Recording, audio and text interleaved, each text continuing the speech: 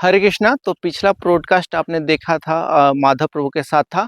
उसमें हमने डिस्कस किया था कि कैसे मतलब भविष्य मालिका में मेंशन किया गया है कि ये जो वार है वो एक समय के बाद रुक जाएगा, पाकिस्तान बीच में आके हस्तक्षेप करेगा, जो कि विश्वास नहीं हो रहा था और ये सही भी हुआ ना।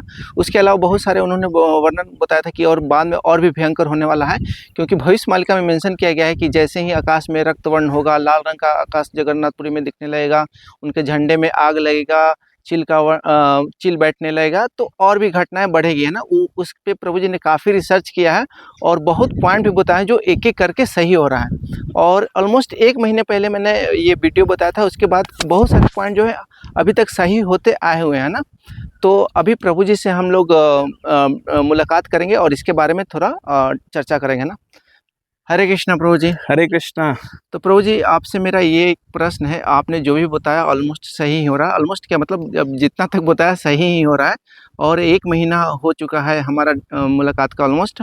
और ये आपने जो बोला था कि युद्ध विराम हो जाएगा, तो युद्ध विराम भी हो गया, तो इसके बाद क्या होगा। और एक और चीज़ मैं नोटिस किया हूँ कि आपका जो भविष्य मालिका के ऊपर है उसको पीपुल मतलब पब्लिक देखते भी हैं, लेकिन कुछ लोग उसमें है कि मतलब उसके ऊपर डिसीजन नहीं लेते हैं, इग्नोर कर देते हैं। लगता है कि ऐसा ही, कितना सत्य है कितना सत्य नहीं है। तो इसके ऊपर आप क्या कहना चाहते हैं? तो प्रभु जी, सबसे बड़ी बात यह है कि 800 करोड़ की जनसंख्या में 64 करोड़ लोग बचेंगे, यानी कि मोटा मोटी अनुमान ये है कि हर 5 में से 1 बचेगा। तो आप रेशियो को यहाँ से ही देख के समझ पा रहे होंगे कि 5 में 4 लोग जाएंगे। यानी कि ये कौन रहेंगे? जनरली ये विधर्मी ही रहेंगे। मैं ये नहीं कहूँगा कि ये नहीं मानने वाले लोग रहेंगे, जो अधर्मी विधर्मी रहेंगे। अभी इसमें से बहुत ऐसे भी लोग हैं जो भक्त हैं, भगवान के शरणागत हैं, लेकिन उनको ये विश्वास नहीं हो रहा है। कालक्रम में विश्वास हो जाएगा। तो ये विश्वास क्यों नहीं हो पा रहा है, इसके संदर्भ में हम 2 बात कहेंगे। जैसे एक है कि एक प्रयोगशाला में एक प्रयोग किया गया, जिसमें एक पतीले में कुछ गर्म पानी रखा गया और गैस को ऑन करके उसमें एक मेंढक को छोड़ दिया गया।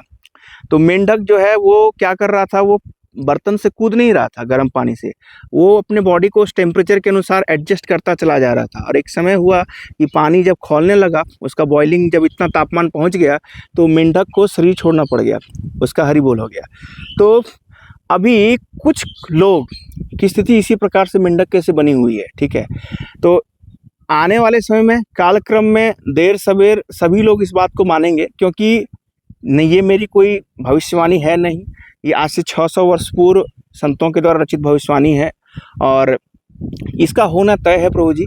और इसी प्रकार से अगर हम एक शास्त्रों से उदाहरण लें, रामचरितमानस से, तो रामचरितमानस में शिव जी सती को बहुत समझाते हैं कि देखो ये राम जी हैं, ये मेरे इष्ट हैं, यही भगवान है, यही पूर्ण पुरुषोत्तम है। लेकिन सती नहीं समझ पाती हैं, और सती जब नहीं समझ पाती हैं तो शिव जी क्या करते हैं, बोलते हैं कि होइए वही जो राम रचि राखा, को करी तर्क बढ़ावे साका, अस कहीं जपन लगे हरि नामा। और यह कर करके शिव जी जो हैं बोले क्या कि भैया अब तो वही होगा जो राम जी ने रच के रखा है, और अब फालतू तर्क कुतर्क करके क्यों युद्ध को और इसको बढ़ाया जाए। तो चुपचाप शिव जी एक बट के पेड़ के नीचे बैठ करके हरिनाम जप करने लगे। तो हम यही कहेंगे कि आने वाले समय में कालक्रम में जैसा ऐसा चीज़ें बढ़ती चली जाएंगी, लोगों को विश्वास होता चला जाएगा भगवान की कृपा से। दूसरी बात, जैसे कि प्रभु जी आपने कहा कि युद्ध विराम लगा, और बीच में भी हम देखें कि वो सीज़ फायर जो है पाकिस्तान उसको मीडिएट कराया, साथ में तुर्की भी था। अभी देखिए अमेरिका जो है अपने घुटनों के बल पे आ गया है। आप अगर देखें तो इस युद्ध में अमेरिका का बहुत नुकसान हुआ है आर्थिक रूप से, और बहुत देश जो है वो कमज़ोर भी हुआ है, क्योंकि अर्थ जो है किसी भी देश की रीढ़ की हड्डी होती है। तो कालक्रम में देखेंगे अभी जो लग रहा है कि युद्ध शांत हो गया है ना, कि अभी युद्ध कहाँ होगा, अब तृतीय विश्व युद्ध का तो कोई देखने का नहीं है। तो देखिए समीकरण बनता हुआ चला जा रहा है। क्यों? क्योंकि अभी ये लोग जो है शांत नहीं हुए। जैसे बाघ जब किसी पे हमला करता है ना, तो 2-4 कदम पीछे चला जाता है। तो 2-4 कदम पीछे चले जाने का मतलब ये नहीं है कि बाघ जो है वो शिकार नहीं करेगा या वो डर गया, वो अब अगला एक लंबा छलांग का तैयारी कर रहा है। उसी प्रकार से अभी सारे विश्व में जितने भी राष्ट्र हैं, इस्लामिक राष्ट्र, वो सब मिल करके एक लंबे छलांग की तैयारी कर रहे हैं। सभी अपनी शक्तियों को जुटा रहे हैं, क्योंकि अब इस कालक्रम में युद्ध में देख लिया, पाकिस्तान को 2 दिन के युद्ध में उसका भारी नुकसान हुआ, अमेरिका का नुकसान हुआ। तो ये लोग देख लिए कि अभी हम एक से होकर के कुछ पाएंगे नहीं। इसलिए अभी ये लोग कालक्रम में शक्तियों को इकट्ठा कर रहे हैं और फिर मिल करके इकट्ठे में हमला करेंगे। इसका समीकरण बनता हुआ दिखाई चले जा रहा है कि देखिए किस प्रकार से भारत और चाइना को लेकर के टेंशन बढ़ता हुआ जा रहा है। जैसे चाइना का जो कल ही एक स्टेटमेंट आया, वहाँ के जो विदेश सचिव थे वो बोल रहे हैं कि भारत जो है अरुणाचल प्रदेश का नाम रखा है उसको हम नहीं मानते हैं, वहाँ के उसको हम वैल्यू नहीं देते हैं। और चाइना जो है अभी इस बात को लेकर के भारत से अब देखेंगे कि बॉर्डर कन्फ्लिक्ट होता चला जा रहा है, जो कि आने वाले समय में इस युद्ध की रूपरेखा को रचता चला जा रहा है। साथ में अभी आप देखिएगा कि कल 15 अप्रैल की घटना है, कल भी जो है सो ये पता चला है कि 800 आतंकियों को पाकिस्तान जो है लश्कर-ए-जैश जो उनका कमांडर है या उनका जो आतंकवादी संगठन है उसके माध्यम से बहुत सारे आतंकी ठिकानों पर भारत में वो हमले करने की साजिश में उन्होंने लॉन्च किया है। बहुत सारे कश्मीर में ऐसे घर हैं जिनमें सुरंग मिले हैं जो कि सीधे पाकिस्तान से जाके खुल रहे हैं, और कई सारी घटनाएं जिनमें सीधा पाकिस्तान का हाथ आ रहा है। अभी से नोएडा में जो प्रोटेस्ट हुआ उसमें इस प्रोटेस्ट की अग्नि को भड़काया किसमें, तो खुफिया अगर समाचार को माने, अगर आप उसको देख रहे होंगे तो वहाँ से भी पता चल रहा है कि ये इसमें पाकिस्तान का हाथ है। तो जिन लोगों को ये विश्वास नहीं हो पा रहा है ना प्रभु जी, इसके ऊपर में हम एक श्लोक बोलेंगे, जो श्लोक जो है महाभारत से है और वन पर्व में इसका उल्लेख आता है। तो एक बार क्या होता है, युधिष्ठिर महाराज को जो यक्ष होते हैं वो प्रश्न पूछते हैं कि युधिष्ठिर आप बताओ कि संसार का सबसे बड़ा आश्चर्य क्या है ना।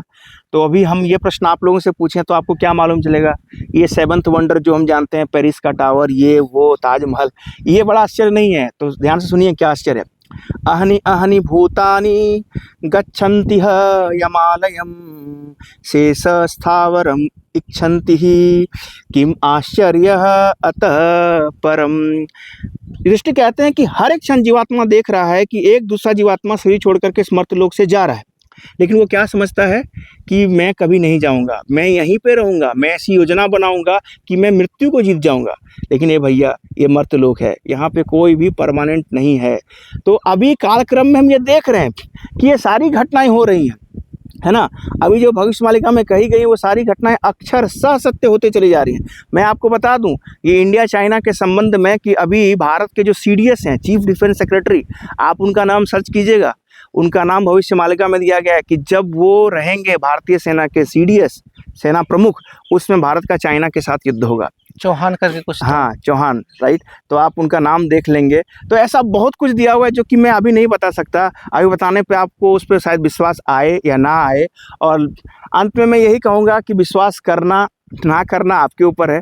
मैं आपके कनपट्टी पे कोई बंदूक रख करके आपको मैं फोर्स करा नहीं सकता कि आपको ये मानना होगा, लेकिन हाँ कालक्रम में आप ऐसा होता हुआ देख लेंगे और आपको उस समय विश्वास आएगा। तो मेरी एक ही प्रार्थना है कि जो भी इस वीडियो को देख रहे हैं, आप भक्त हैं, बहुत अच्छी बात है, अपने भक्ति में प्रगाढ़ता को और बढ़ा दीजिए। अगर आप भक्त नहीं हैं तो भैया भगवान के प्रति शरणागत होकर के शास्त्र सम्मत आचरण कीजिए, ज़्यादा से ज़्यादा हरिनाम का जप कीजिए और 4 नियम का पालन कीजिए।